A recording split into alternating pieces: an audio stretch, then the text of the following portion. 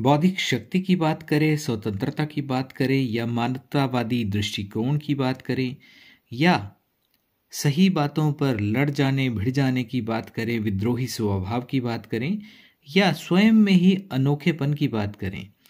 नमस्कार दोस्तों, स्वागत है आपका एक बार फिर से मेरे YouTube चैनल विदाउट म्यूजिक मंत्रा में। आज हम बात करेंगे लग्नों की सीरीज में 11वें नंबर पे आने वाले कुंभ लग्न के विषय में।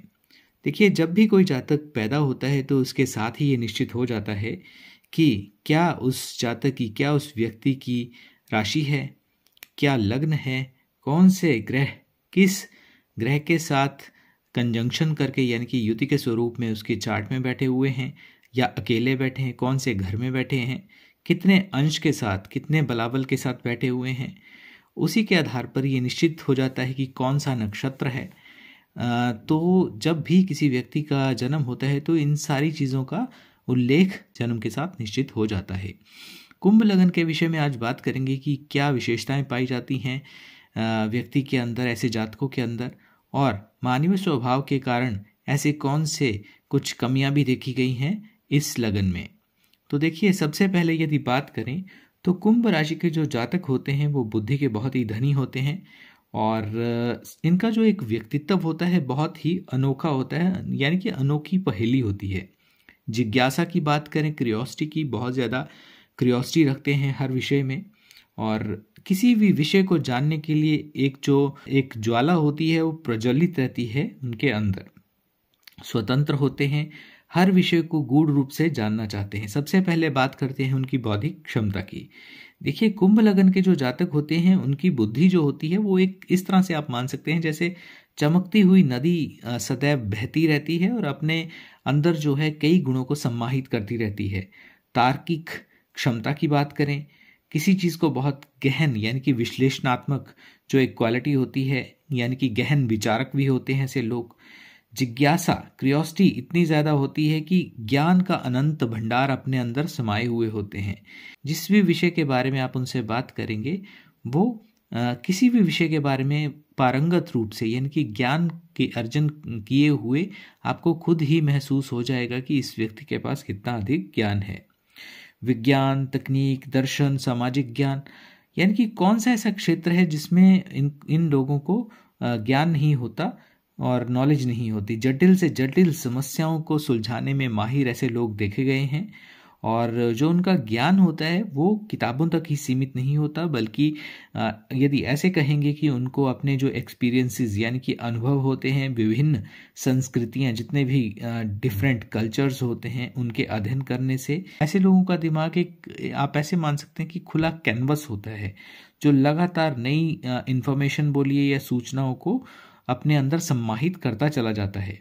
स्वतंत्र होते हैं ऐसे जातक, और एक पिंजरे में बोलिए या एक बाउंडेशन में रहना इनको पसंद नहीं होता। परंपराएं सिर्फ रास्ते दिखाने वाले निशान मात्र होते हैं, तो ना तो ऐसी परंपराएं, रिचुअल्स ऐसे लोगों को रोक सकती हैं, बल्कि ऐसे लोग खुद ही चुनौती देते हुए नए रास्ते खुद से बनाते हैं। सामाजिक दबाव बोलिए, रूढ़िवादी विचार बोलिए, उनके खिलाफ ऐसे लोग अकेले ही खड़े हो जाते हैं विरोध में, यदि वो उनको स्वीकार ना हो तो। कुंभ लग्न के जो लोग हैं वो दीवारों से नहीं बल्कि पुलों से प्यार करते हैं।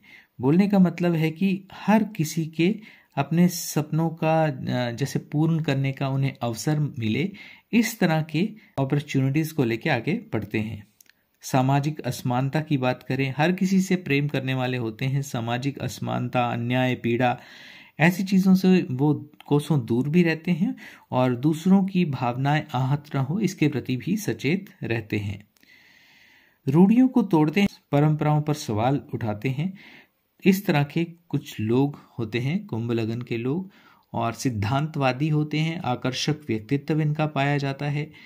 जैसे कि मैंने पहले बताया कि जो भी इनके खुद के सिद्धांत होते हैं उनको बहुत ही अच्छे तरीके से फॉलो भी करते हैं ऐसे पैटर्न्स को, और आकर्षक व्यक्तित्व होता है। यानी कि कभी भी यदि ये सभा में जाते हैं या सार्वजनिक स्थल पर जाते हैं तो वहाँ पे स्वाभाविक रूप से प्रसिद्धि को प्राप्त कर लेते हैं। लोग वरवस ही इनकी तरफ खींचे चले जाते हैं, और शर्मीले होते हैं, काफ़ी स्वतंत्र विचार रखते हैं, मान्यताओं के बंधन में बंधते नहीं हैं।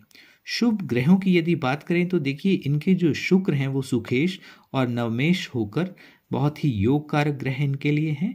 इसके अलावा शनि इनके लग्नेश हैं, तो बहुत ही शुभ ग्रह हैं शुक्र और शनि इस कुंडली के लिए, यानी कि कुंभ लगन के लिए।